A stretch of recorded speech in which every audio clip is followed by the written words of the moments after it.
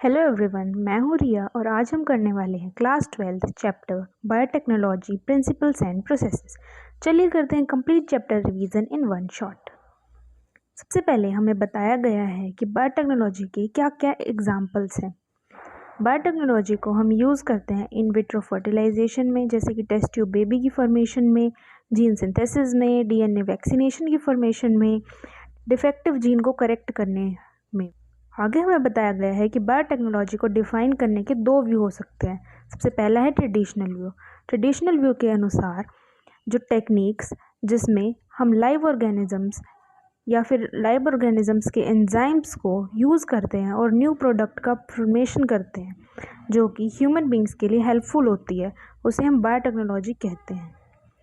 और second view है modern molecular biotechnology, जो कि यूरोपियन फेडरेशन ऑफ बायोटेक्नोलॉजी ने दिया था। इसके अनुसार the integration of natural science and organisms, cells, parts thereof and molecular analogues for products and services, इसे हम बायोटेक्नोलॉजी कहते हैं। आगे है प्रिंसिपल्स ऑफ बायोटेक्नोलॉजी। बायोटेक्नोलॉजी के मेनली दो प्रिंसिपल्स हैं। सबसे पहला है जेनेटिक इंजीनियरिंग। इसके अंडर जेनेटिक मटेरियल जैसे कि आरएनए या डीएनए को ऑल्टर करके होस्ट ऑर्गेनिज्म में इंट्रोड्यूस किया जाता है और होस्ट ऑर्गेनिज्म की फिनोटाइप में चेंज को स्टडी किया जाता है। नेक्स्ट है बायोप्रोसेस इंजीनियरिंग। इसके अंडर डिज़ायरेबल माइक्रोब को कंटेमिनेशन फ्री स्टेराइल इन्वायरमेंट में मेंटेन किया जाता है और लार्ज क्वांटिटी में बायोटेक्नोलॉजिकल प्रोडक्ट्स बनाए जाते हैं, जैसे कि एंटीबायोटिक्स, वैक्सीन्स, एंजाइम्स एट्सेट्रा। आगे कुछ बेसिक टर्म्स के बारे में गिवन है, जैसे कि gene cloning, gene transfer, origin of replication and so on.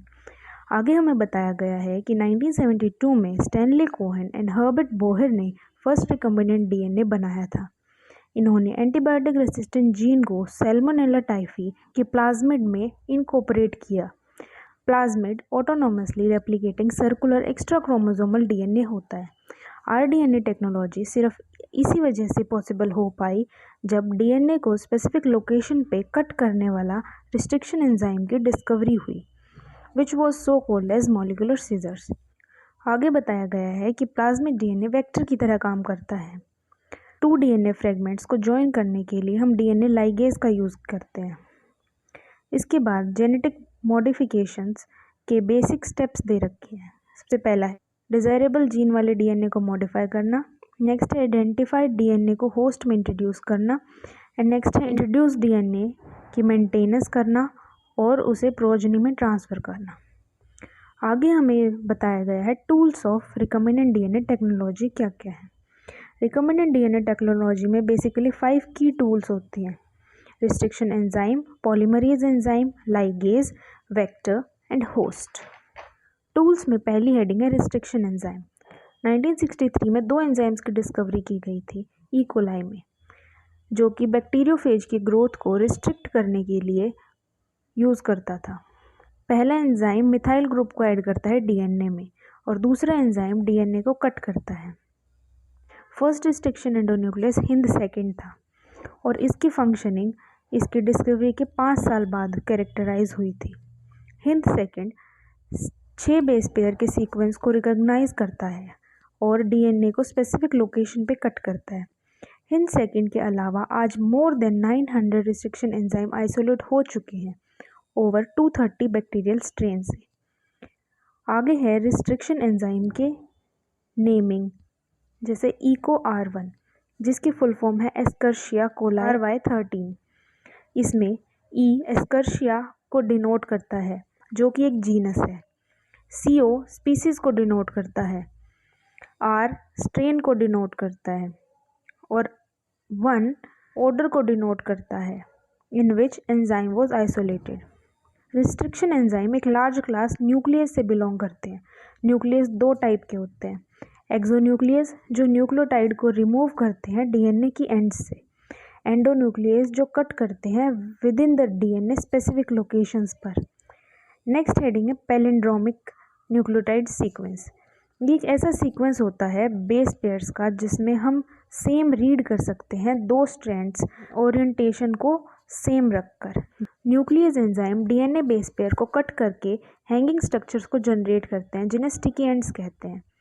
They are named so because ये हाइड्रोजन बॉन्ड की फॉर्मेशन करते हैं और स्टिकी एंड्स की जॉइनिंग डीएनए लाइगेज की हेल्प से होती है।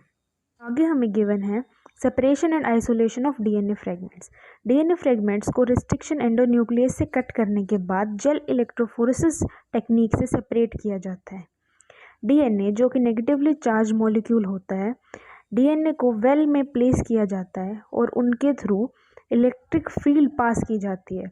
इलेक्ट्रिक फील्ड की वजह से डीएनए फ्रेगमेंट्स मूव करते हैं एनोड की तरफ स्लोली, लेकिन जो स्मॉलर फ्रेगमेंट्स होते हैं वो जल्दी जल्दी मूव करते हैं एग्रोस जेल की सीविंग इफेक्ट की वजह से। दरअसल एग्रोस जेल एक नेचुरल पॉलीमर होता है जिसे सीवीड से एक्सट्रैक्ट किया जाता है और ये मैट्रिक्स की तरह काम करता है। उसके बाद डीएनए की स्टेनिंग की जाती है इथिडियम ब्रोमाइड से और यूवी रेडिएशंस को एक्सपोज किया जाता है। डीएनए फ्रेगमेंट्स विजिबल लाइट में या फिर विदाउट स्टेनिंग विजुअलाइज नहीं होते। यूवी लाइट के एक्सपोजर से हमें ब्राइट ऑरेंज कलर बैंड्स मिलते हैं डीएनए के। इन डीएनए के बैंड्स को कट किया जाता है एग्रोस जेल से एल्यूशन प्रोसेस की हेल्प से। नेक्स्ट हेडिंग है क्लोनिंग वेक्टर। वेक्टर्स उन्हें कहते हैं जिनमें एबिलिटी होती है इंडिपेंडेंटली रेप्लिकेट करने की, जैसे कि प्लाज्मिड या फिर बैक्टीरियोफेजेस। आगे है वेक्टर में क्या क्या फीचर्स होने चाहिए। सबसे पहला है origin of replication, Orai. Vector में ओराई साइट होनी चाहिए जिससे वो रेप्लिकेशन को शुरू कर सके। ओराई साइट वेक्टर की कॉपी नंबर को भी कंट्रोल करता है, तो हमें एक ऐसा वेक्टर लेना चाहिए जिसका कॉपी नंबर हाई हो। नेक्स्ट है सिलेक्टेबल मार्कर। वेक्टर में सिलेक्टेबल मार्कर भी होना चाहिए जो नॉन ट्रांसफॉर्मेंट्स को आइडेंटिफाई करने में हेल्प करता है। ट्रांसफॉर्मेशन एक ऐसा प्रोसेस होता है जिसके थ्रू डीएनए का पीस होस्ट में इंट्रोड्यूस किया जाता है। ई कोलाई सेल्स के कुछ यूजफुल सिलेक्टेबल मार्कर्स हैं जैसे कि ampicillin, chloramphenicol, tetracycline, kanamycin etcetera. Normal E coli cells इनमें से किसी के लिए भी रेसिस्टेंट नहीं होता। नेक्स्ट है क्लोनिंग साइट। एलियन डीएनए को लिंक करने की सिंगल रिकॉग्निशन साइट होनी चाहिए। More than one recognition site several fragments को जनरेट कर देती है जिससे डीएनए क्लोनिंग कॉम्प्लिकेट हो जाती है। PBR 322 का डायग्राम गिवन है जिसमें रिस्ट्रिक्शन साइट, ओराई साइट एट्सेट्रा सब शो की गई है। आगे हमें बताया गया है कि अगर हम PBR 322 के टेट्रासाइक्लिन रेसिस्टेंट वाली साइट पर एक फॉरेन डीएनए को इंट्रोड्यूस कर देते हैं तो PBR 322 टेट्रासाइक्लिन रेसिस्टेंस को लूज कर देता है। इसका मतलब टेट्रासाइक्लिन में ग्रो नहीं कर पाएगा। पहले ट्रांसफॉर्मेंट्स को एम्फिसिलिन में ग्रो कराएंगे, फिर उन्हें टेट्रासाइक्लिन मीडियम में डाल देंगे। जो रिकम्बिनेंट होंगे वो एम्फिसिलिन में ग्रो कर लेंगे लेकिन टेट्रासाइक्लिन में ग्रो नहीं करेंगे। इस टेक्निक से हम नॉन रिकम्बिनेंट को सेपरेट कर सकते हैं रिकम्बिनेंट से। आगे बताया गया है इंसर्शनल इनएक्टिवेशन के बारे में। इसका मतलब है जब हम कोई जीन इंसर्ट कर रहे हैं और उस इंसर्शन की वजह से कोई इनएक्टिविटी हो जाए उसे इंसर्शनल इनएक्टिवेशन कहते हैं।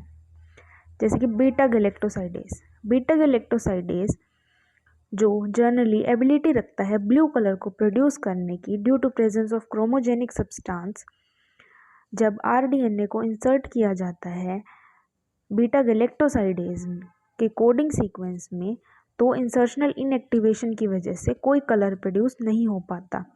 इससे हम रिकम्बिनेंट और नॉन रिकम्बिनेंट को ईजिली सेपरेट कर सकते हैं उनके कलर के बेसिस पे।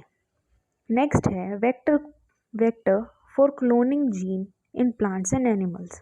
डाइकोट प्लांट में जनरली एग्रोबैक्टीरियम ट्यूमिफेशियन होता है जो कि टीडीएनए को डिलीवर करता है जो कि नॉर्मल सेल को ट्यूमर में कन्वर्ट कर देता है। और एनिमल सेल्स में रेट्रोवायरसेस का यूज़ होता है जो कि नॉर्मल सेल्स को कैंसरस सेल्स में कन्वर्ट कर देते हैं। TI plasmid tumour inducing plasmid होता है ऑफ एग्रोबैक्टीरियम ट्यूमिफेशियन जो कि अब मॉडिफाइड क्लोनिंग वेक्टर की तरह यूज़ किया जाता है। अब ये प्लांट के लिए नॉन पैथोजेनिक है और डिज़ायरेबल जीन को डिलीवर करने में यूज़ किया जाता है। एनिमल्स में भी रेट्रोवायरस को डिसार्म्ड करके आरडीएनए टेक्नोलॉजी में यूज़ किया जाता है। नेक्स्ट हेडिंग है कॉम्पिटेंट होस्ट। होस्ट को कॉम्पिटेंट बनाने के लिए कई तरीके हैं by which the host take up the rDNA. सबसे पहला है हीट शॉक मेथड। इसमें होस्ट सेल को इंक्यूबेट किया जाता है, सबसे पहले आइस में, फिर हीट में 42 डिग्री सेल्सियस में, देन फिर से आइस में। नेक्स्ट है माइक्रो इंजेक्शन। आरडीएनए को डायरेक्टली इंजेक्ट किया जाता है एनिमल सेल के न्यूक्लियस में। थर्ड मेथड है जीन गन मेथड या फिर बायोलिस्टिक मेथड भी कहते हैं।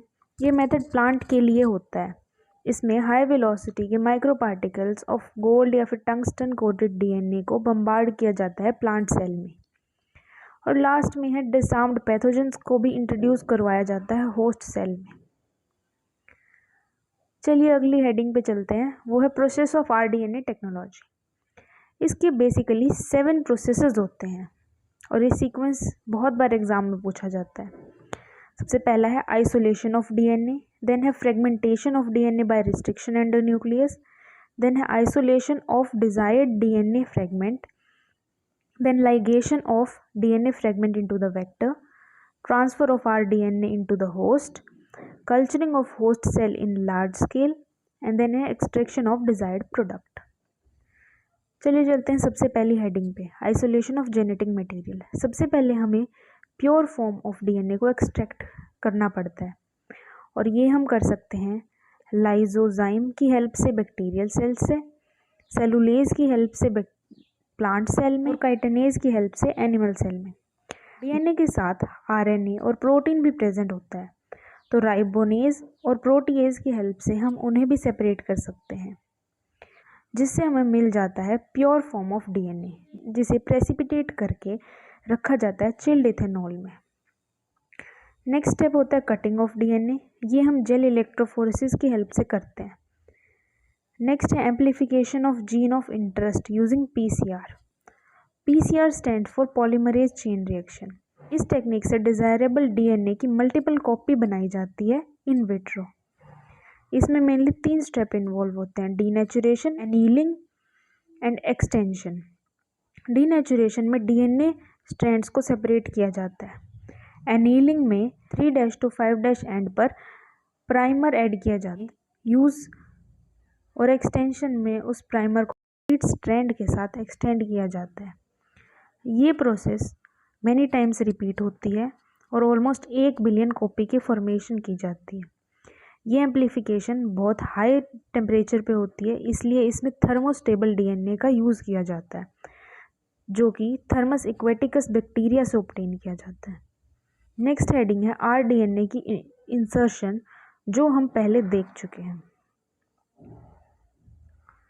नेक्स्ट हेडिंग है ऑब्टेनिंग फॉरेन जीन प्रोडक्ट। जब रिकम्बिनेंट डीएनए एक्सप्रेस करता है होस्ट में और डिजायरेबल प्रोडक्ट फॉर्म कर लेता है, उसे रिकम्बिनेंट प्रोटीन कहते हैं।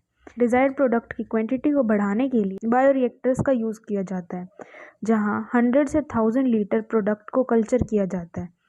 बायोरिएक्टर प्रोवाइड करता है ऑप्टिमम ग्रोथ कंडीशंस, जैसे कि temperature, pH, substrate, salt, vitamin, oxygen etcetera. Stir tank usually cylindrical होता है और कर्व्ड बेस का होता है, जो कि इवन मिक्सिंग और ऑक्सीजन अवेलेबिलिटी को मेंटेन करता है थ्रू आउट द बायोरिएक्टर। इसमें agitator system, oxygen delivery system, foam control system, temperature control system, pH control system सब प्रेजेंट होता है। नेक्स्ट हेडिंग है डाउनस्ट्रीम प्रोसेसिंग। इसमें डिजायरेबल जीन की सेपरेशन, प्यूरिफिकेशन और प्रिजर्वेशन की जाती है। Downstream process and quality control testing very करती है प्रोडक्ट टू प्रोडक्ट। इसी के साथ ही चैप्टर कंप्लीट होता है। Thank you for watching.